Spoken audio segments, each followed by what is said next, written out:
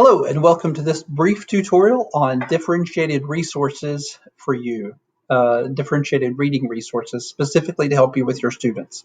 Some of these resources may be ones that you want to share directly with your students and have them use them themselves. Others would be more appropriate for you to use as you're preparing information or assignments for your students. So let's jump in.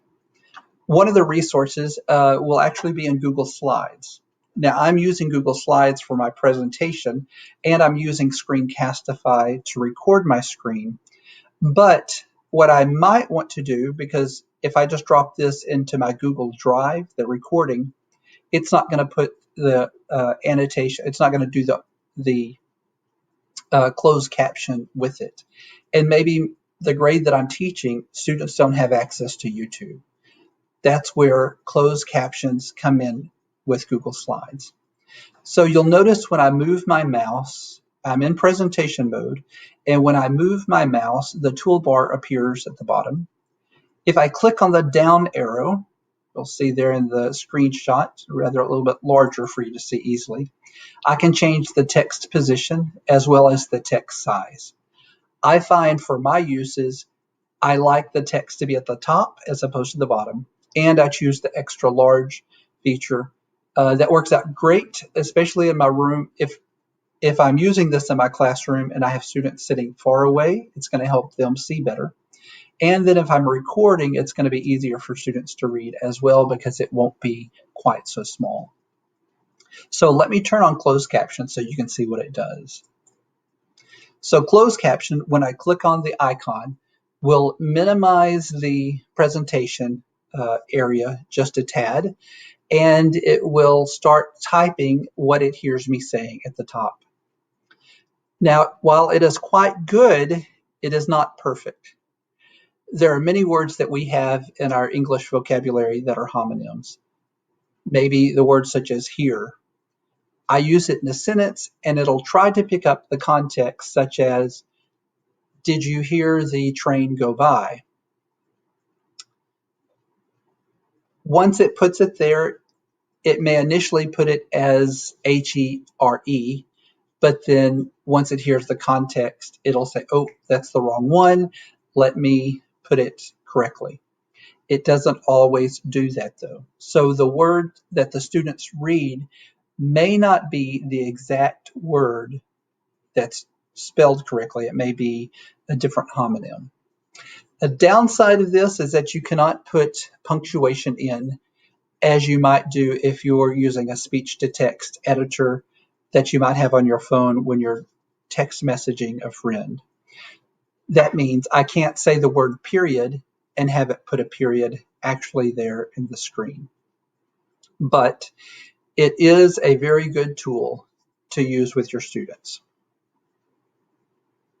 All right, I'm going to turn off the caption feature for the remainder of this presentation, but just know that it's available in case you want to use it while sharing via Google Slides, whether you're recording or not. So I'll click on the caption icon and it will turn off. It will toggle, in this case, turning off. All right, that's closed captions in Google Slides. Other resources you can find online in Twitter. Great number of resources that you can find there. This is not a resource that you'll share with your students directly. It is a place to find resources that you can curate, download, and find the original sources and then share those with students. So what I'm going to do is I'm just going to click on this Twitter image here. It's going to take me to the Twitter search page. That will be twitter.com/search. I don't have to have a login to search Twitter if I go directly to the search page. I'm going to search for the hashtag ESL and the hashtag idioms. Okay, so I'm at the search page and I want to search for hashtag ESL and idioms, which I've already searched for previously, so I remembered that. Top tweets are really going to be top tweeters, those that tweet a whole lot. Latest is really where I direct you to more than top. That's going to be all the tweets that have those two hashtags in the tweet itself.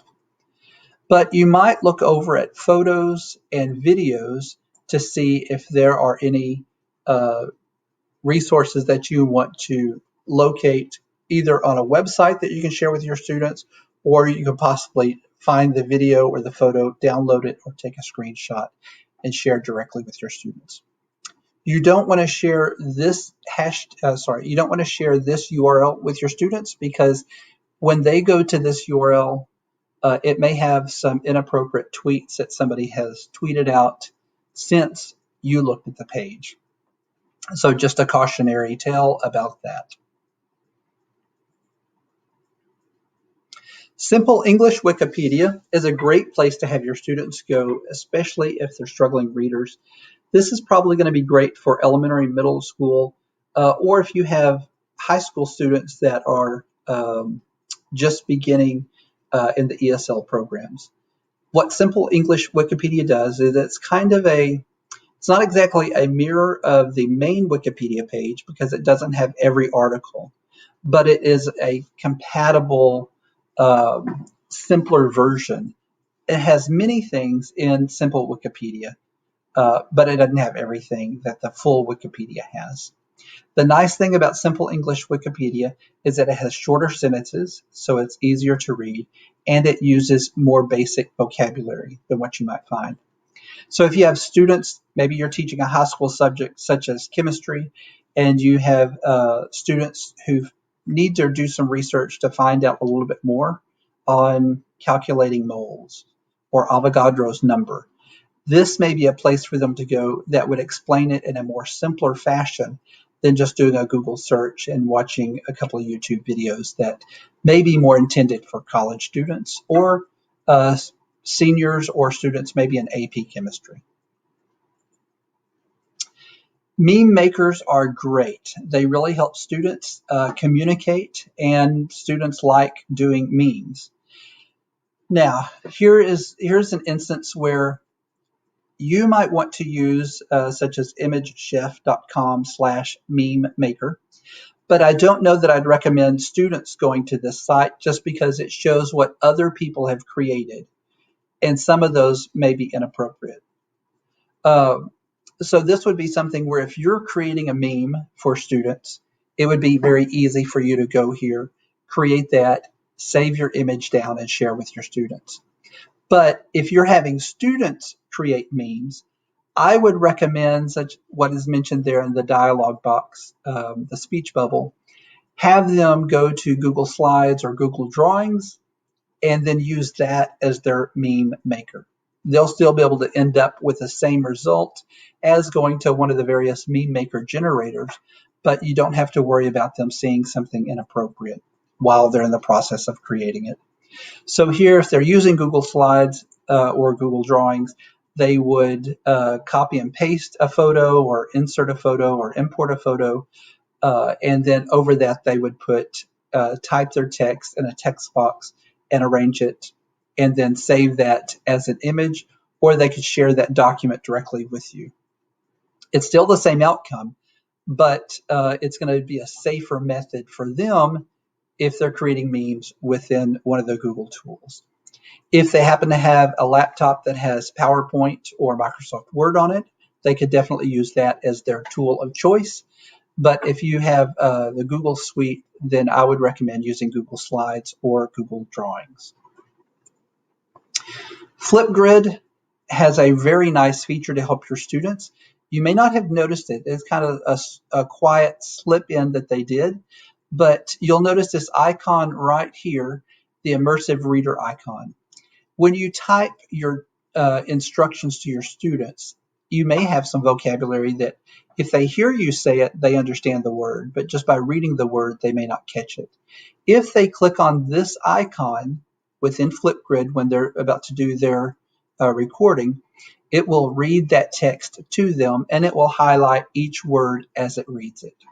Very, very great tool for ESL, ELL struggling readers and pre-readers. A lot of people use Newsela. And Newsela is a great tool and has many great features. The downside is that it's not free. Tween Tribune is a compatible free version that you might find very helpful. It is done by the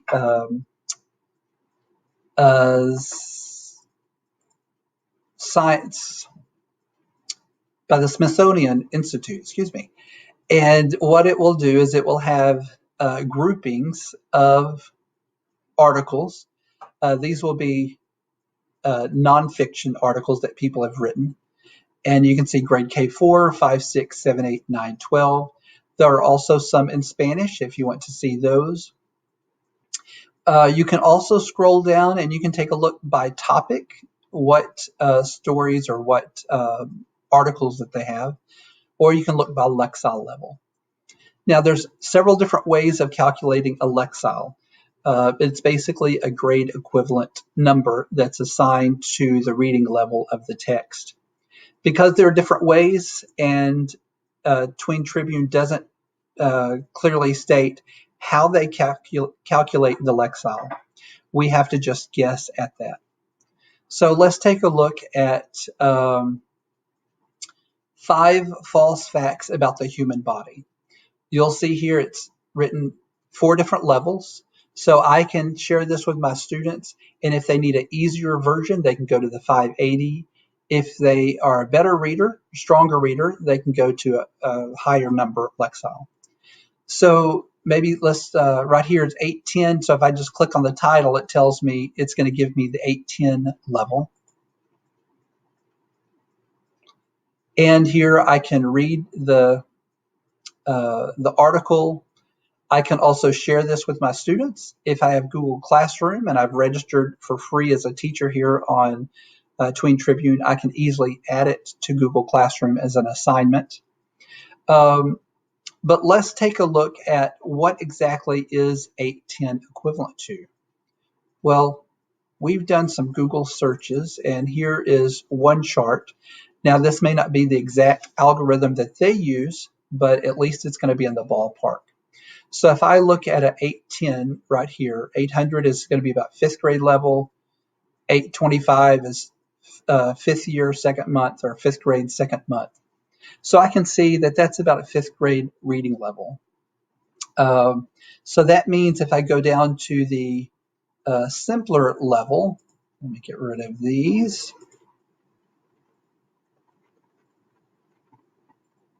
If I go to the simpler reading level of 580, 575 is about that. That's going to be 3rd grade, 2nd month. So it's going to be a much easier reading level. Now, the nice thing about Tween Tribune is that I can assign different reading levels, as they are here, to my students, and we can all have the same discussion. It's all going to be the same content, but the words may be swapped out. Some easier words on the lower lexile, more complex words on the higher levels there.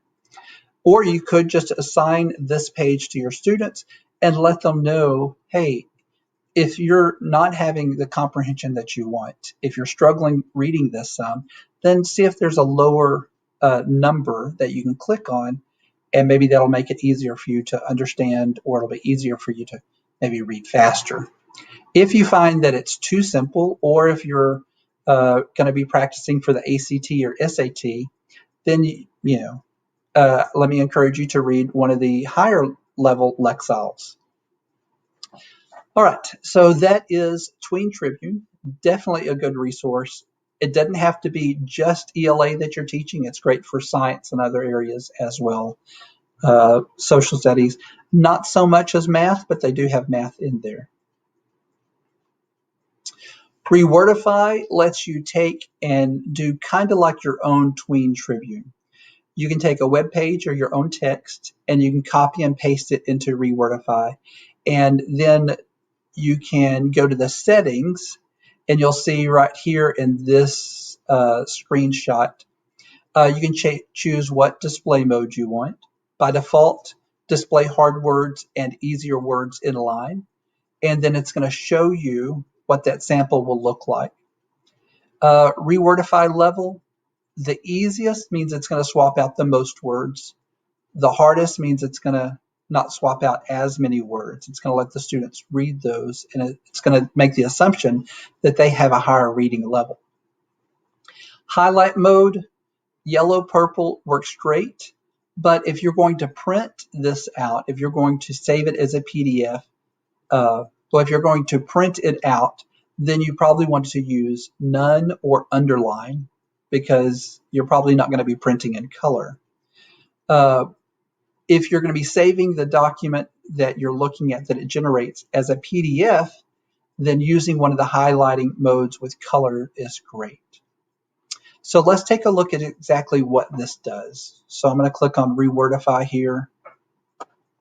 I'm going to come over here to 5 false facts about the human body, and I'm just going to copy and paste. This isn't a very long article. And I'm just going to paste that in there.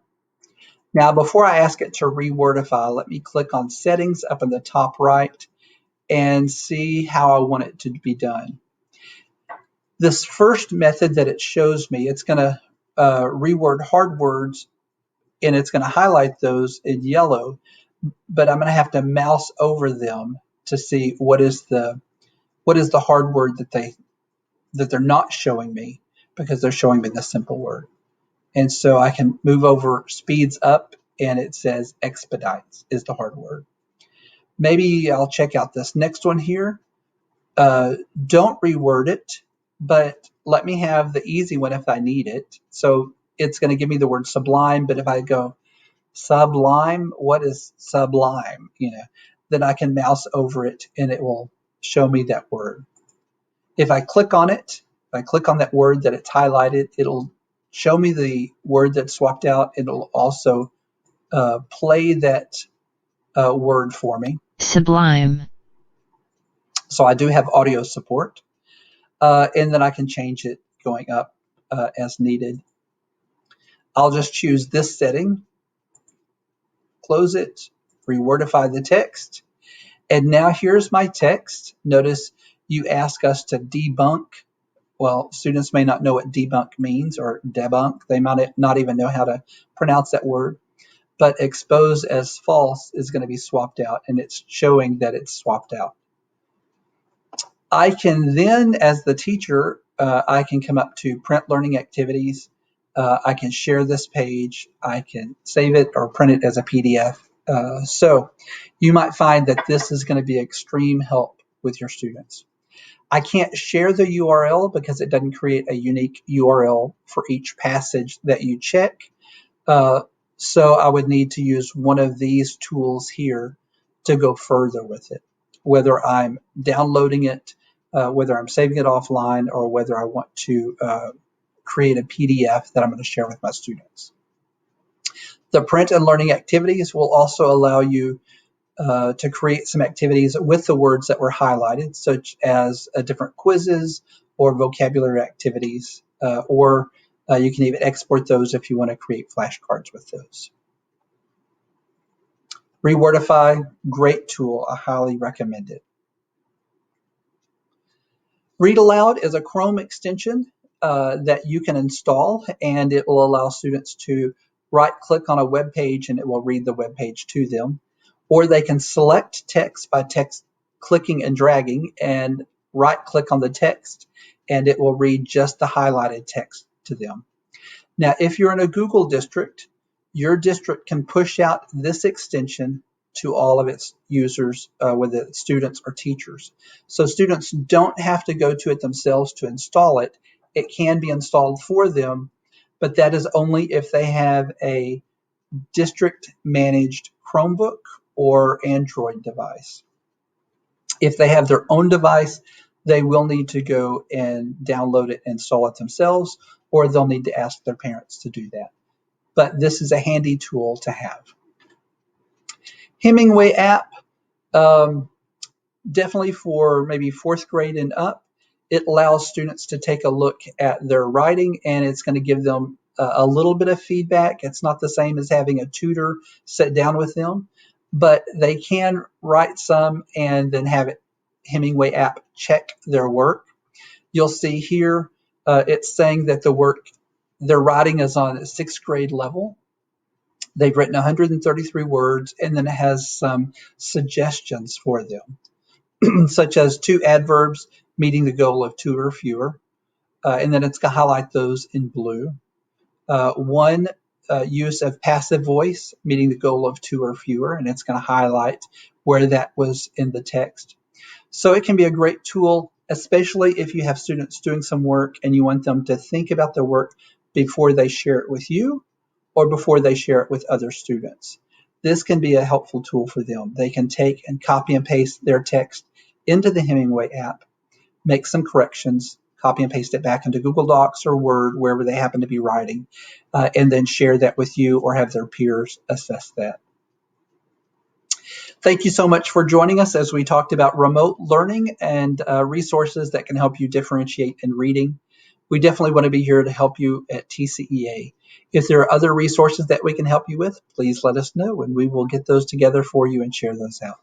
Have a good day and keep up the great work.